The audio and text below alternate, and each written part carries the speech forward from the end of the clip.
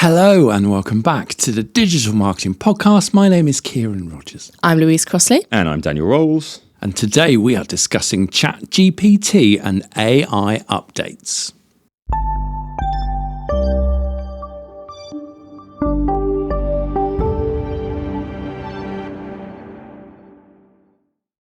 I have to say that I am loving this at the moment. And the reason being is that every day there is some new news about generative AI and all that kind of stuff. So all I do now, I go to conferences and I did a keynote yesterday and I basically stand there and go, look at this. Look at this. And everyone's like, oh, wow, ooh, this is amazing. And it's like a firework display. It's quite exciting. And then someone comes on afterwards and goes, well, my mind's blown. And that literally rinse and repeat for the last 10 days of doing keynotes, doing this stuff. And then everyone afterwards is asking questions like, where's this going? Can we regulate it? And I'm like, no idea. You've been travelling the world, blowing people's minds. Yeah. What's new? Well, it's quite exciting. It's been good fun. So we're going to talk about this. And the reason we've come back to it today is there is a massive shift, which I'll get into in a moment. But before we announce that and talk about it, we want to announce something else that's coming up. Massive. It's going to be huge. Massive. Mind blown. So the Digital Marketing Toolkit that we publish is really, really popular. We update it all the time. If you haven't come across it before, if you just Google Digital Marketing Toolkit, you'll find it number one in Google. And it's a kind of curated list of what we feel are the best digital marketing tools. So good. Lots of big companies are bidding on our keyword to get their ads in above it. I've noticed that as well, actually, lately. Yeah. So it's a great little thing. And we did it because we wanted this kind of curated list, and all the podcast episodes that we do a toolkit in. It's been handy for that. But what we've decided is that we want to reward some of these different tools. So we are going to be doing the Podcast Toolkit Awards. So it's going to be the Digital Marketing Toolkit Awards. And as of the 23rd of June, 2023, you will be able to start nominating tools. So you're probably out there, if you've got your own tool, you can nominate your own tool. You can nominate yourself. You can nominate any of the tools that you're using. And then we're going to open up a voting period. People can vote. And then we will be having an award ceremony as a podcast episode. But we have got these beautiful physical awards, which we'll have in a few weeks to show you an example of. So really looking forward to it. So just keep an eye out for that. targetinternet.com/toolkit, and you will start finding the details over the kind of coming weeks. But just wanted to be a bit of a preempter on that. So let's get back. Big shift. The limitation with Chat GPT was that it was trained on data up until 2021. So you would ask it about a current affair or a news story or an opinion on something, and it would say, first of all, I'm an AI, I can't form opinions, but... And then it would say, and I'm only trained on data up until 2021. So it's a big limitation, because if you wanted it to summarize something or look up some information, there's a lot of stuff that's evergreen, but if you wanted stuff that was brand new, it just wasn't there. It was as if certain things hadn't existed. They've been playing around with this for a while, and I got beta access to it yesterday, and there's two new things. One is browsing. So you go to have a new conversation, and you go to browsing, and it can look stuff up. So you go to this website, look at this page, summarize this page, summarize what this website is about, look up the latest news, all those and it can do it now. That's game changing from the point of view of being able to look all these kind of things up. The next thing is you've now got plugins, and plugins allow you to extend the functionality of Chat GPT into other tools and other websites and all those kind of things. So I want to go through some of those plugins. Is it Chat GPT or is it the GPT? It's the GPT engine. Yeah. So this is a really important point. Someone pointed this out to me the other day, and I thought this was fascinating. The internet was around for a long time before it caught on, right? And what made it catch on was the web. Now, The World Wide Web. Yeah, right. Exactly. The World Wide Web, www, right? And all it was that was an interface for the internet. It was a more usable interface. Actually, these AIs have been around for a long time. You've had Watson from IBM and stuff like that. There just wasn't a chat interface that made it more accessible. So suddenly, by having that chat interface, it's made a really big difference. And suddenly, and it's moved on pretty rapidly as well. But I think if you think about it in the same way, the internet was around, you could do email and stuff like that, but we didn't have the web. And then suddenly that interface was game changing. This is the same kind of thing. It's just shifted the game around completely from that point of view. So I think that's pretty interesting. It's a framework, isn't it, that gives you access to a massive language model that enables machines to predict what the next word needs to be, right, as well as your average human. And in many it's respects. pattern recognition and pattern generation, basically, and that from a machine learning point of view. So that's great. It's now accessible. You've now got access to the web, so you can do things. The key thing, yes, it's fine sitting there typing stuff in, but in reality, it's the API that's interesting. It's the programmable way of doing this, because then you can create tools, you can build it into your website. So we're building something at the moment, and I want to know, you guys don't know about this, so I want to see what your opinion is, and then I want to know what the opinion of the audience is, right? So first of all, here's the contradiction. Target Internet prides itself on human connection, okay? So it's the podcast, it's us. When we're giving advice, it's very practical, it's hands-on.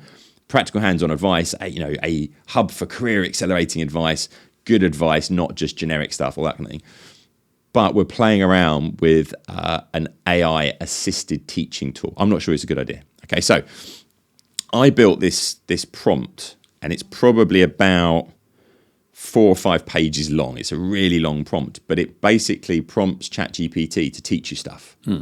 So it will start off by saying what subject you want to learn about. So you give it a thing. It builds a structured learning plan. And then you say, is this acceptable? Yes or no? Do you want to add things in, whatever it might be? And then you start, and it will start teaching you section by section. It will go through and say, here are the key things you need to know about. Here's the key things. You can ask it to give examples. You can ask it to carry on. You can ask it to go into more depth on each of the stages. But there's buttons to kind of trigger it. So you're not actually having to chat with it. You can just press buttons to do those things. But also, you can show me a visual example now, because we've got some of the plugins that we're talking about here. So actually, it's quite a nice way of learning. The limitation is that it could get things wrong. So I've got to be really careful. So we're trying to build more frameworks around it so it's more structured. And that's one of the things about prompting, is the more in-depth and structured your prompt is, the more likely you are to get good results out of this as well.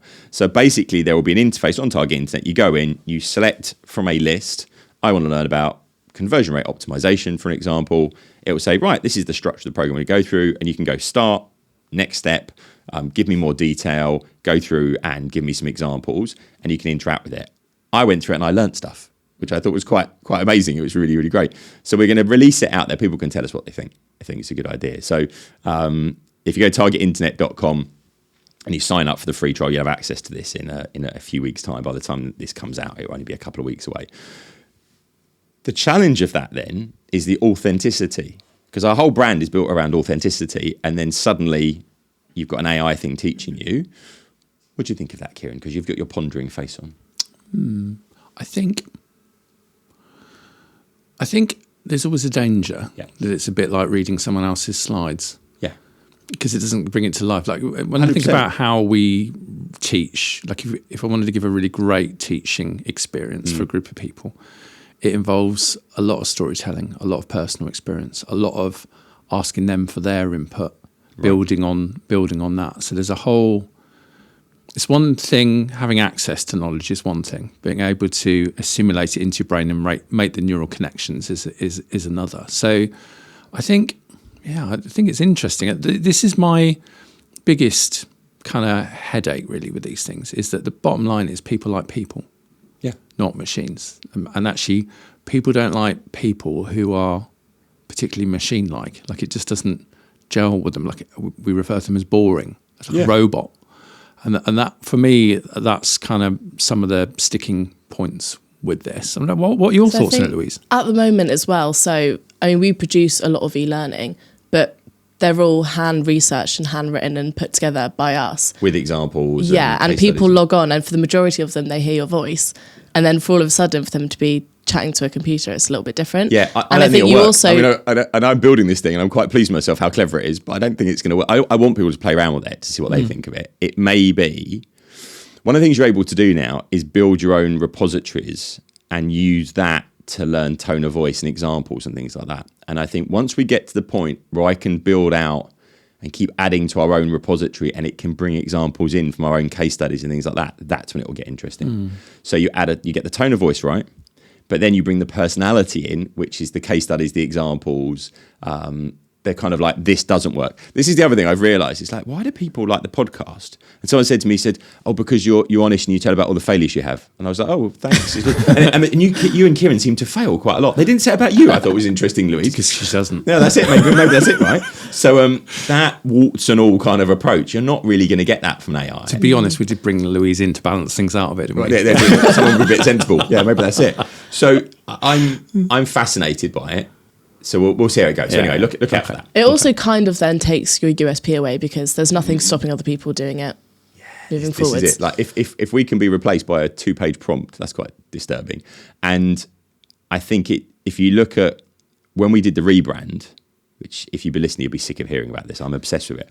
I absolutely love it. But I was really surprised. The whole period of time we went through was very much looking at what the brand stood for, the brand purpose, or all the stuff that I thought, I want to see some designs. But it's quite human, wasn't it? Yeah, it was quite touchy-feely, and hearts and minds were engaged a lot with that. Because if you think about what you do, you're selling learning. Yeah, but what you're actually doing is improving people's careers so they can have a nicer life and they can earn more money so they can have more family time, whatever it might be. So actually, your learning is a really personal, important thing.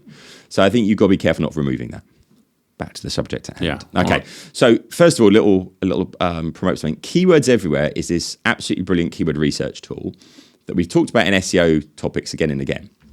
And Keywords Everywhere will extend what you get in Google. So when you search in Google, it will tell you the numbers of searches you get. If you go to Google Trends, it adds the actual volumes and all that kind of stuff. It's a Google Chrome plugin. Yeah, Google Chrome extension, exactly. What's brilliant is if you go to Chat GPT and you've got Keywords Everywhere on, it will now help you write prompts, and it makes you write better prompts. And it will do kind of like the stuff that's built into Jasper, where you've got structured ways of writing. And you talk about this a lot, you have your beginning, your middle, and your end, and you have the kind of, you come back to things and so on, all those different structures. Keywords Everywhere will, for the free version, will actually build that into ChatGPT. So take a look at that. As normal, put everything in the show notes, targetinternet.com/podcast.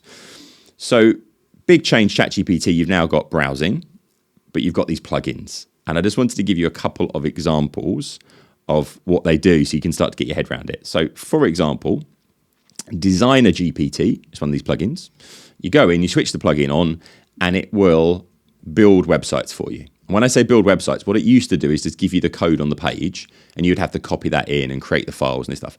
This will write the HTML, write JavaScript. It will create images, so it will go through and actually create the actual images using AI as well, and it will write the copy, and it will put it onto a server for you. Yeah, that's the faces. If you're listening to this, you won't have seen Louise's face, but it's like, okay, this is a bit of a all step of a forwards. sudden, your input just decreases and decreases. Yeah, that's it. So, I mean, you can go through and go, build a website for X, and it will do it. But if the more detail you give it about the organization, all those kind of things, the better the results will actually be from that point of view. So that's Designer GPT. I think there's going to be a lot of dodgy websites appearing as well, because you can build some pretty bad websites from a usability point of view and all that kind of stuff as well. The next one is Zapier. So you might be familiar with Zapier. Have you used Zapier before? No, so a lot. Zapier allows you to connect things to things. So you could say, when we get a new tweet that mentions us, copy that and put that into Teams to notify us about it or stuff like that. It's so good if you've got any part of your marketing stack and the developers haven't integrated it with something. There's normally a Zap, which is what they call the little integrations that will do it for you. And it's good because you just pay per data use, don't you? So you get an allowance and you can get it to do all sorts of things. I've been looking at it recently to act as if people email a particular email address with answers, it'll correlate it all into a spreadsheet. Nice. It's nice little things like that you can get it to do. And there's hundreds of tools that it connects, right? It's really good. Yeah. Well, now you can use Zapier with GPT, which means that you can do stuff in GPT and then trigger stuff in other tools. And actually, the other way around, Zapier has got an interface that you can use chat to trigger things. You can now write Zaps in Zapier by just typing in chat-wise, I want you to connect HubSpot through to my email to do X, Y, and Z. And instead of having to use the interface to do it, it will do it for you. So that's pretty amazing. But what it means is that within ChatGPT itself, you can go through and you can say to it, do something, and it can go off and connect to tools to do it. So if I give you the example that horrified everyone a few weeks ago, which was that they used they asked ChatGPT to do something, and it couldn't look something up online because there was a captcha. So that captcha, you have to read it, and it couldn't do it. So it put a job onto Fiverr to get a human to do it for it. But this story was a little bit vague because I was like, well, how could they do that without using the API to program it to do it? I'm not sure that's actually possible. Now with Zapier, you could do this stuff really, really easily. You can connect all different tools together. So what I'm really getting at with this is that your kind of imagination is the limit a little bit all of a sudden because there's so many different things you can do. That doesn't mean... I was at a conference yesterday, big group of people, really big brands in there. And I said, how many of you play with Chat GPT? And 97% of them, I would say, put their hands up. So, okay, fine. How many of you got a plan of what you're doing with it? 2 people.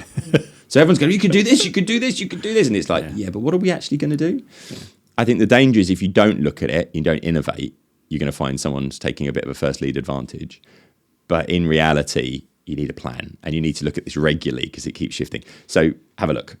Let's just explore the whole generative AI because there's a lot of talk about it. Like, can we just explain to everybody what is it and why is this because it is slightly a step up from the early Chat GPT kind of chatbots. Yeah, but in that it can do a lot more, can't it? That's my understanding of it. Actually, suddenly the AI doesn't know how to do that, so it'll write another routine that sorts out how to do that and does it? Yes and no, because I think the reality is artificial intelligence is a fairly broad term, and underneath it you've got things like machine learning, pattern recognition, all those sorts of things. All this really is pattern recognition and pattern generation. From the example, if you give it a big enough training set, then it can work out what the patterns are and it can predict it in that way. But it improves over time because it works out, well, that was a good response because I get told it was a good response. So there's that iterative kind of learning process that goes with it as well. So the more it's getting used, the more feedback it gets and the more it can improve itself. And that's the whole thing. It's learning and it's improving over time. So everyone's now calling it generative AI, but it's always kind of been generative in that way.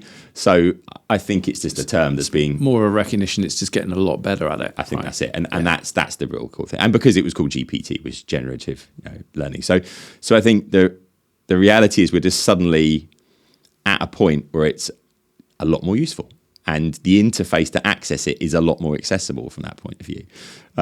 Couple other of these plugins I thought amazing. Writing a good prompt is not an easy thing because you have to say things like, don't explain what you're doing, because otherwise the ChatGPT will do something and tell you what it's doing at the same time. And that's no good if you want copy or something for a website. And you have to say, don't reference yourself, because otherwise it will do something and then it will reference itself. And you have to say, don't make things up, because it was writing things and then making up references to imaginary academic papers that didn't really exist and things like that. So there's a thing called Prompt Perfect, this is all getting very meta now. It's a plugin for ChatGPT that helps you to write prompts that are better and you'll get more detailed responses. So the AI is helping you to prompt the AI, and it works really. The more I think about it, the more it makes my head hurt. But for a lot of it, the art is in the prompting. Yeah. If you want to get what you want out of it, you need to learn how to prompt. And it is a learnt skill. Yeah. It's like searching in Google effectively, but 1,000 times more challenging. And I've been playing around with a lot of the image generation tools. And it's interesting because you suddenly realize there's an art to it as well. And actually generating AI art is you do something, that's nearly there, but I think I want you to be a bit more like this. And okay, remember that, but let's do it in that style and so on. So there's an art in creating AI art, which I think is really interesting again. So we're in this whole new kind of space. And I lost hours and hours this week just going down, and you haven't seen these images yet, Ciaran. Yeah, you're going to like What this. have you done? Oh, yeah. What have you created? Yeah, it's good, isn't it? I was going to mention it. Yeah. So I reimagined each member of the team. targetinternet.com/podcast. Yeah. And you're going to see, it's not on there yet. You can't see it now. And it's basically, I imagined each of the staff as beautiful fairies. Okay, I feel violated. So, and I did Olivia's. That you won't know Olivia, so she works for the team, and Olivia's very into cats, so she had lots of kittens around her. Louise likes her dog, so there were lots of puppies around. Yeah. I did you surrounded by ingredients and foodstuffs because you're very, you like creating food and those things. Exactly. Can you tell? But it decided that you And I didn't prompt it this way at all. this is and I funny. based it on your image. All right. It decided you should have your shirt unbuttoned down to your navel. Oh, yeah. Yeah, it had a pretty beautiful look. So, and your hair is like, it's just epic. Did I come full on Barry White? No, you look Italian man. Your wings are quite. Oh, really? Yeah, you're quite majestic. As a fairy, that's obviously And it's how I based roll. off of one picture, isn't it? Yeah, Well, it gave you that's what 4 you did. variations. Right. So anyway, we're going to put this online. It's equally awe-inspiring and disturbing at the same time. And the next thing you know, half a day's gone. You've been yeah. Louise was sitting there, and she's opposite. We sit opposite each other in the office, and I was like, "You've been working all morning, and I've just done nothing. I've just been sitting here generating images of Ciaran." great though. But yeah, anyway, It's very good use of your I time. digress. Exactly, that's it. So we will share those. I digress. Link Reader. Just a couple more of these plugins. No one cares now. Just No, wanna see exactly. the The images. Yeah. Link Reader basically allows you to point it at any link, and that could be a PDF, and you can say, write a summary of this PDF or analyze this PDF. So you point it at a book, and you could get it, write a summary of this book for me, or answer these questions. Now, this is really challenging because very often in academic institutions, we'll say, go and read this book and give me your analysis of what you thought of this particular character. You can just do that now. Using this, and there's been a few of these PDF tools around for a little while, but this one you can point at anything, website, you can point at an image, and it'll analyze image and things like that as well. So that's Link e-reader, isn't it? Yeah. So, and then the last one, this is brilliant, Wolfram. So Wolfram had their own search engine that would allow you to search academic papers. It's been around a long time, exactly. Isn't it? Well, they've created a plugin, and this allows you to generate charts and analyze data. So, for example, imagine you go off, you grab a load of data, you've got a load of internal data. There was an agency yesterday I was talking to have taken a load of SEO data, and they're using Chat GPT to analyze and find stuff in that data they probably wouldn't have recognized themselves, but then you can chart it and so on as well. So this is a light year step on, and this is like every week something like this is kind of happening. So if you're using Chat GPT, you might not have access to this at the moment. If you've got the paid version, you should have access, but you might not. They're rolling it out gradually globally, but everyone will have it very soon. But you can now access it through the API. So now we need to go, what can we do with this stuff that's interesting? How can we become more efficient? How can we become more effective? And how could we improve the user experience? And from my experience in digital transformation, the sweet spot at the beginning is don't boil the ocean. You can't do everything at once, just try and do some small things, is something that makes you more efficient, but also improves the user journey. And then you're going to save some money, potentially, or some time, but you're also going to make things better for your target audience. That's where I would start looking at this. Now, just one last thought on this. We spoke about previously AI agents, and these are the things that you take some sort of GPT interaction, but you iterate it. So you go, I want to solve world hunger, and it will come up with a task list. And then it will go to task 1, and it will prompt itself to do that in task 2. Where this fell over, so for example, you went, do me a marketing strategy. 10 iterations. Iteration 1 creates the task list. Iteration 2, it goes to step 1 on the task list and does that step. It fell over because it couldn't look stuff up online, and it couldn't analyze PDF reports. It couldn't analyze data, and you couldn't go into your own analytics and stuff like that. Well, now you can, because you've got Zapier, you've got PDF analysis, you can look up stuff on the web.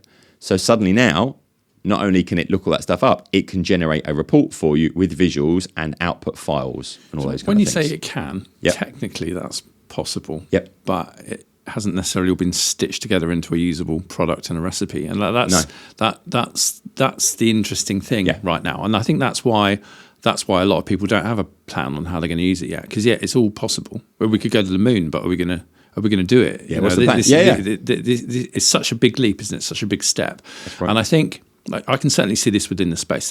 There's loads of work being done on new APIs to enable like mere mortals to access some of this stuff. Yeah, interface stuff. I mean, like the idea that someone could quite easily build a website that allows you to build websites by answering a series of questions. The other thing we're working on is a strategy builder.